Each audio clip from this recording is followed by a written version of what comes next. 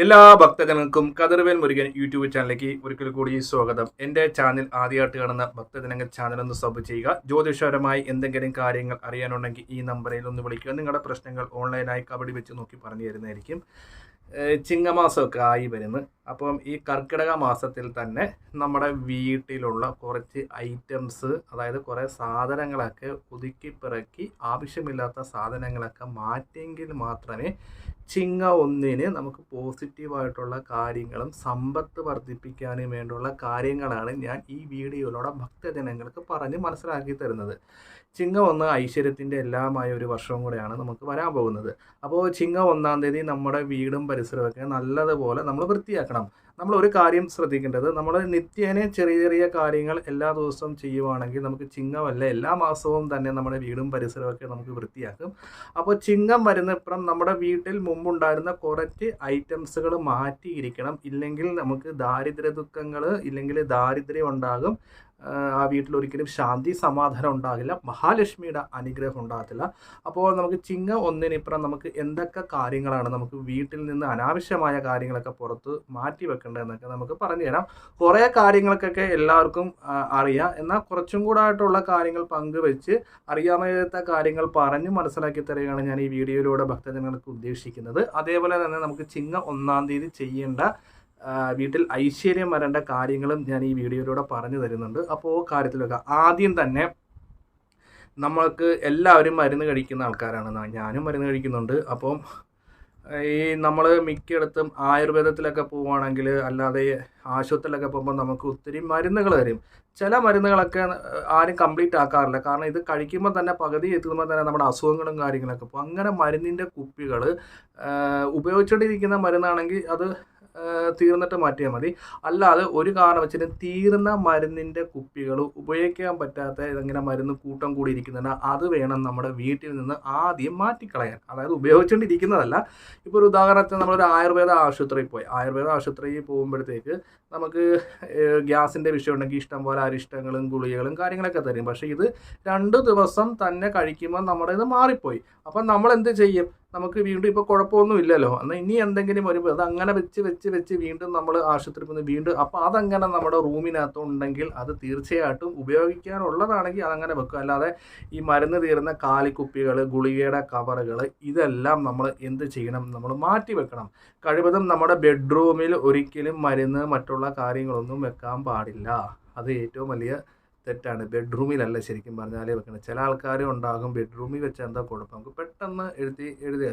ബെഡ്റൂമിൽ വെക്കുവാണെങ്കിൽ നമ്മൾ ശരിക്കും പറഞ്ഞാൽ വടക്ക്, അതായത് വടക്ക് പടിഞ്ഞാറ് മൂല കൊണ്ട് ചേർത്ത് മാത്രം മരുന്ന് മറ്റുള്ള കാര്യങ്ങളൊക്കെ വെക്കുക. ഇത് നമ്മൾ കൃത്യമായിട്ട് പറയുവാണെങ്കിൽ ഭഗവാനെ ഒരു രോഗദുരിതങ്ങൾ പോലും നമുക്കുണ്ടാകല്, വന്ന രോഗങ്ങൾ പെട്ടെന്ന് മാറണമെന്ന് പ്രാർത്ഥിച്ചായിരിക്കും മിക്ക ആൾക്കാരും മരുന്നുകൾ കഴിക്കുന്നത്. അപ്പം ഓരോ ബെഡ്റൂമിനും ഓരോതായിട്ട് വെക്കേണ്ട സ്ഥാനങ്ങളും കാര്യങ്ങളും. ബെഡ്റൂമിൽ ശരിക്കും പറഞ്ഞാൽ തെക്ക് പടിഞ്ഞാറ് നമുക്ക് അലമാരി വെക്കാം, തെക്കേ ഭിത്തിയിൽ വടക്കോട്ട് നോക്കി വെക്കാം, പടിഞ്ഞാറേ ഭിത്തി നമുക്ക് കിഴക്കോട്ട് നോക്കി വെക്കാം. നമ്മൾ കൂടുതലും തല വെച്ച് കിടക്കേണ്ടത് തെക്കോട്ടാണ്. അപ്പോൾ പറഞ്ഞു വന്നത്, നമ്മൾ മരുന്നിൻ്റെ ഉപയോഗശൂന്യമായ കവറുകൾ, ഇല്ലെങ്കിൽ ഉപയോഗിച്ചിട്ടിരുന്ന മരുന്നാണെങ്കിൽ കുഴപ്പമില്ല, അത് തീർന്നിട്ട് നമ്മൾ അന്നേരം തന്നെ മാറ്റി വെക്കുക. വീണ്ടും നമ്മൾ ആ ബെഡ്റൂമിൽ വെച്ചുകൊണ്ടിരിക്കരുത്. പിന്നെ രണ്ടാമത്തെ കാര്യങ്ങൾ, നമുക്ക് ഉപയോഗിക്കാൻ പറ്റുന്ന തുണികൾ മാത്രം നമ്മുടെ വീട്ടിൽ വെക്കുക. കീറിയതും, അതായത് ചിലവർ കൈക്കിലെ തുണിക്കൊക്കെ എടുക്കുന്നവരൊക്കെ ഉണ്ട്.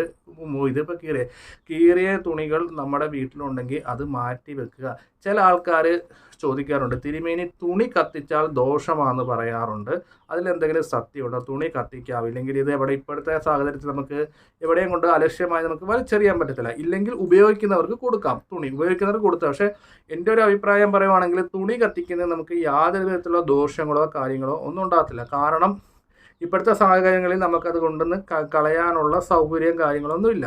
പിന്നെ നമുക്ക് ഉപയോഗിക്കുന്നവർക്ക് വേണമെങ്കിൽ നമുക്കത് കൊടുത്തെന്ന് വെച്ച് കുഴപ്പമില്ല. പക്ഷേ തുണി കത്തിച്ച് കളയുന്നതിന് യാതൊരു വിധത്തിലുള്ള ദോഷങ്ങളോ കാര്യങ്ങളോ ഇല്ല. പിന്നെ നമ്മൾ ഈ ചേർന്നുള്ള പരിസരമൊക്കെ ആകുമ്പോഴത്തേക്ക് അത് കത്തിക്കുമ്പോഴത്തേക്ക് ആർക്കും സ്മെല്ലും മറ്റുള്ള കാര്യങ്ങളൊക്കെ വരാതിരിക്കാൻ വേണ്ടി ചെയ്യരുതെന്ന് പറയുന്നത് ദോഷമാണെന്ന് പറയുന്നത് മനസ്സിലാകുന്നുണ്ടോ? ഇപ്പം തിങ്ങി നിറഞ്ഞ അയിലോക്കും നമ്മൾ തുണി പ്ലാസ്റ്റിക് കത്തിക്കുമ്പോഴത്തേക്ക് ഒരു പുക ഉണ്ടാകും, അതൊരു വിഷമാണ്. അതുകൊണ്ടാണ് ഇതൊന്നും ചെയ്യരുതെന്ന് പറയുന്നത്. കത്തിക്കുന്ന വെച്ച് കുഴപ്പമില്ല, സ്ഥല സൗകര്യങ്ങളുണ്ടെന്ന് വെച്ച് കത്തിച്ച് വെച്ചിട്ട് യാതൊരു കുഴപ്പങ്ങളോ കാര്യങ്ങളോ, അത് ദൈവികപരമായിട്ട് യാതൊരു ദോഷങ്ങളില്ല. പിന്നെ അപ്പോൾ വേണ്ടാത്ത തുണിയും മറ്റുള്ള കാര്യങ്ങളൊക്കെ നമ്മൾ വീട്ടിൽ നിന്ന് മാറ്റി ഉപയോഗിക്കുന്ന മാത്രം ഉപയോഗിക്കുക. പിന്നെ നമ്മുടെ വീടും പരിസരമൊക്കെ നമ്മൾ ചപ്പ് ചവറുകളൊക്കെ ഉണ്ടെങ്കിൽ അതൊക്കെ നിത്യം അടിച്ചു വരുന്നതാണ്. എങ്കിൽ പോലും നമ്മൾ ഈ പറയുന്ന കാര്യങ്ങളെല്ലാം ഒന്ന് വൃത്തിയാക്കി എടുക്കുക. വീടിലെ അകവും പുറമൊക്കെ നമ്മൾ എന്ത് ചെയ്യുക, നല്ലപോലെ ഒന്നും കൂടെ വൃത്തിയാക്കുക. അടുക്കള എപ്പോഴും വൃത്തിയാക്കി ഇടുക. നമ്മുടെ മൊത്തത്തിലൊരു ശുദ്ധീകരണം വീട്ടിൽ, അതായത് വീട്ടിലെ പാത്രങ്ങളൊക്കെ കഴുകി, അത് സാധാരണ ഞാൻ പറഞ്ഞല്ലോ കുറേ കാര്യങ്ങളൊക്കെ അമ്മമാരൊക്കെ ചെയ്യുന്നതാണ്. അതേപോലെ തന്നെ നമ്മുടെ വീടും പരിസരമൊക്കെ ഒന്ന് വൃത്തിയാക്കി ഇടുക.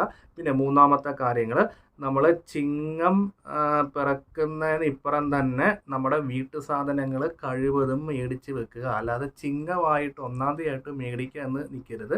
ചിങ്ങമാസം തുടങ്ങുന്ന ഇപ്പുറം തന്നെ നമ്മുടെ അടുക്കളയിൽ വേണ്ട ആവശ്യമുള്ള സാധനങ്ങളെല്ലാം മേടിച്ച് വെക്കുക. കഴിവതും ചിങ്ങമാസം നമുക്ക് ഐശ്വര്യം തരുന്ന ഇതാണ് 1-ാം തീയതി. അതാണ് ഞാൻ പറഞ്ഞത്. ഈ ഒരു ചിങ്ങമാസത്തിൽ നമ്മുടെ വീട്ടിൽ കംപ്ലീറ്റും ഒരു എല്ലാ കാര്യങ്ങളും ഉണ്ടാകണം. ചിങ്ങം തുറന്നിട്ട് മേടിക്കുന്നത് അടുക്കളയിലെ നിത്യം ഉപയോഗിക്കുന്ന ഉപ്പ്, കർപ്പൂരം, അങ്ങനെയുള്ള എല്ലാ കാര്യങ്ങളും, അടുക്കളയ്ക്ക് ആവശ്യമായ എല്ലാ പലവ്യഞ്ജനങ്ങളും സാധനങ്ങളും ചിങ്ങമാസം തുടങ്ങുന്ന 1-ാം തീയതിക്ക് ഇപ്പുറം തന്നെ മേടിച്ച് നമ്മൾ കഴുകി പാത്രമൊക്കെ കഴുകി നല്ല വൃത്തിയായിട്ട് വെക്കുക. ഇനി ഈ നമ്മുടെ വീടും പരിസരമൊക്കെ വൃത്തിയാക്കി വെച്ച് നമ്മൾ തുണികളൊക്കെ റെഡിയാക്കി വെച്ച് മരുന്നിൻ്റെ കുപ്പിയൊക്കെ റെഡിയാക്കി വെച്ച് അലമാരി കാര്യങ്ങളെല്ലാം ഒന്ന് അടുക്കി വെച്ച് ഇതെല്ലാം അടുക്കി വെച്ചതിന് ശേഷം നമ്മൾ എന്ത് ചെയ്യണം, അമ്പലത്തിൽ നിന്ന് കുറച്ച് പുണ്യാഹം മേടിച്ചിട്ട് നമ്മൾ എന്ത് ചെയ്യണം, 1-ാം തീയതിയുടെ തലേദിവസം, അതായത് ചിങ്ങ 1-ാം തീയതിയുടെ തലേദിവസം ഇത്രയും കാര്യങ്ങളൊക്കെ ചെയ്യുക. അതിനുശേഷം നമ്മുടെ വീട്ടിൽ, അതായത് ചിങ്ങം 1-ാം തീയതി തൊട്ടുള്ള കാര്യങ്ങളാണ് പറയുന്നത്.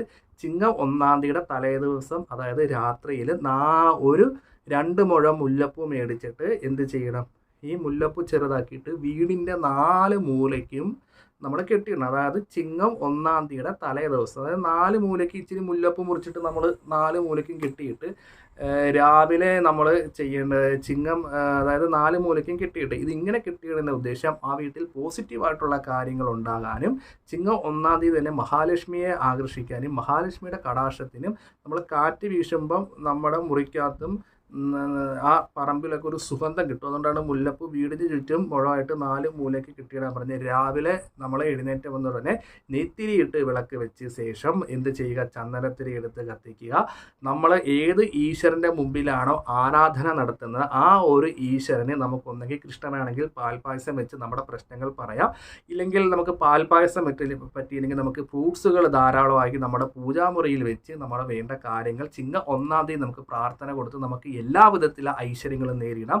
അപ്പോൾ ചിങ്ങ 1-ാം തീയതി രാവിലെ തന്നെ നമ്മുടെ പൂജാമുറിയിൽ നെയ്വിളക്കിട്ട് 2 തിരിയോ 5 തിരിയോ വിളക്കിട്ട് വെച്ച് ആ പൂജാമുറിയിൽ നമുക്ക് ഇഷ്ടമുള്ള നെയ്തി ഉണ്ടാക്കി വെക്കാം. ഇപ്പം ഫ്രൂട്ട്സ് വെക്കാം, അതേപോലെ തന്നെ ലഡുവോ ജിലേബിയോ, അതേപോലെ തന്നെ പഴവർഗ്ഗങ്ങൾ, ഇല്ലെങ്കിൽ പായസം ഉണ്ടാക്കി വെക്കണമെങ്കിൽ പായസം വെക്കാം, കടും പായസം. അത് നമ്മുടെ യുക്തിയാണ്. നമ്മുടെ ദേവതയ്ക്ക് 1-ാം തീയതി നെയ്തിയം വെച്ച് നമ്മുടെ വീടിനും കുടുംബത്തിനും, അതായത് നമ്മുടെ വീട്ടിലെ അംഗങ്ങൾക്ക് സാമ്പത്തിക ബുദ്ധിമുട്ടുകൾ മാറി ഐശ്വര്യം വരാനും എല്ലാ രീതിയിലുള്ള മംഗളപരമായ പ്രാർത്ഥനയും, അതായത് ഉപാസനാമൂർത്തിയെ പൂജിക്കുന്നത്, അതായത് ഇഷ്ടദേവൻ്റെ ഭക്തരാണെങ്കിൽ ആ ഇഷ്ടദേവൻ്റെ അഷ്ടോത്തരങ്ങൾ ചൊല്ലി, നാമങ്ങൾ ചൊല്ലി, പ്രാർത്ഥന ചൊല്ലി നമുക്കിത് ചെയ്യാം. ഇതെല്ലാം ചെയ്തതിന് ശേഷം ആ ഒരു പ്രസാദം നമുക്ക് എടുത്ത് എല്ലാവർക്കും പങ്കിട്ട് കിടക്കാം.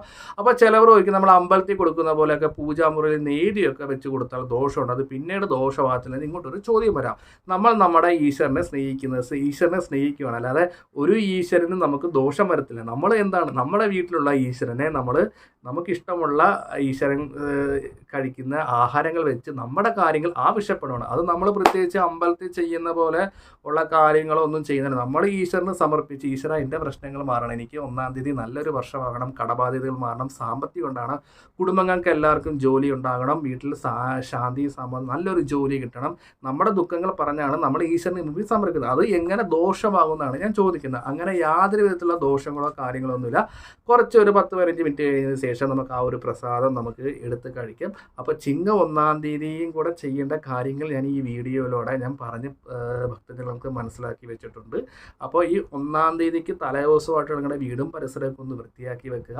അതേപോലെ തന്നെ അമ്പലത്തിൽ നിന്ന് പുണ്യാഹം മേടിച്ചൊന്ന് തളിക്കുക. ചിങ്ങ 1-ാം തീയതി പുണ്യാഹം മേടിക്കാൻ നിൽക്കരുത്. ഇതെല്ലാം 1-ാം തീയതിയുടെ തലേദിവസമാണ് നമ്മൾ തളിക്കേണ്ടത്.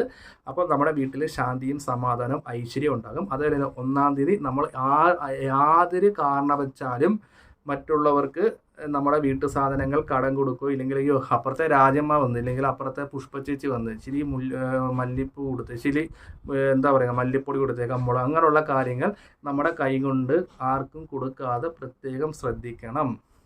ഇല്ലെങ്കിൽ അപ്പുറത്തെ അജിത ചേച്ചി വന്ന് ഇച്ചിരി മല്ലിയില ഇച്ചിരി 2 തക്കാളി കൊടുത്തേക്കാന്ന് വിചാരിച്ച് സ്നേഹമല്ല, അങ്ങനെ ഒരു കാരണവച്ചാലും അന്നത്തെ ദിവസം കൊടുക്കരുത്. പിറ്റേ ദിവസം കൊടുത്തോ തലേ ദിവസം കൊടുത്തോ കുഴപ്പമൊന്നുമില്ല. പക്ഷെ അന്നത്തെ ദിവസം നമ്മൾ അടുക്കള ഉപകരണങ്ങൾ മറ്റുള്ളവർക്ക് പങ്കിടാൻ പാടില്ല. അത് വളരെയധികം ശ്രദ്ധിക്കണം. മറ്റുള്ള നമുക്ക് വിശ്വാസമുള്ള ആൾക്കാരിൽ നിന്ന് നമുക്ക് എന്താ പറയുക കൈനീട്ടം നമുക്ക് മേടിക്കാം. അത് നമുക്ക് നാളോ കാര്യങ്ങളോ അങ്ങനെയൊന്നുമില്ല. നമ്മളോട് നല്ല സ്നേഹമായിട്ട് നിൽക്കുന്നവർക്ക് നിന്ന് നമുക്കൊരു കൈനീട്ടം മേടിക്കാം. അതേപോലെ തന്നെ നമ്മുടെ അന്നത്തെ ദിവസം നമുക്ക് കുന്തിരിക്കോ ഇല്ലെങ്കിൽ സുഗന്ധ വസ്തുക്കൾ ഊത് ഈത് അങ്ങനെയുള്ള സുഗന്ധ വസ്തുക്കൾ വിട്ട് നമുക്ക് രാവിലെ പോയിക്കാം. നമുക്ക് വീട്ടിൽ ഐശ്വര്യമായ ഒരു ദിവസം വർഷവും ഉണ്ടാകും. അതാത് ദൈവന്മാർക്ക് സങ്കല്പത്തിൽ നേദ്യം വെക്കുക. ഫോട്ടോയും പൂജാമുറി ഇല്ലെങ്കിൽ ചില ആൾക്കാർ കൃഷ്ണനെ മാത്രമായിരിക്കും വിളിക്കുന്നത്. അപ്പം ഭഗവാന്റെ ഫോട്ടോ ഇവിടെ പൂജാമുറിയില്ല. പൂജാമുറി ഇല്ലെങ്കിലും വിളക്കിൻ്റെ അടുത്ത് ഞാൻ എൻ്റെ കൃഷ്ണ ഭഗവാനെ ഈ നേദ്യം സമർപ്പിച്ചെന്ന് പറഞ്ഞ് നമുക്ക് പ്രാർത്ഥിക്കാം. നേദ്യം വെച്ചിട്ട് ഒരു കുഴപ്പമില്ല. പായസം ഉണ്ടാക്കി വെച്ചോ കടും പായസം വെച്ചോ യാതൊരു വിധത്തിലുള്ള ദോഷമില്ല. നമ്മുടെ ഭഗവാന് നമുക്ക് ഇഷ്ടമുള്ളത് എന്തും നമുക്ക് ചെയ്യാം. അതിന് വെച്ചിട്ട് യാതൊരു ദോഷങ്ങളില്ല. കൂടുതൽ എന്തെങ്കിലും അറിയാനുണ്ടെങ്കിൽ കമൻറ്റ് കൊടുക്കുക. ഈ നമ്പറിൽ ഒന്ന് വിളിക്കുക.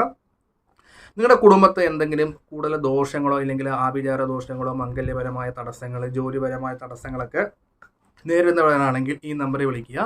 ജ്യോതിഷപരമായി നോക്കി അതിനുള്ള കാര്യങ്ങൾ പറഞ്ഞു തരുന്നതാണ്.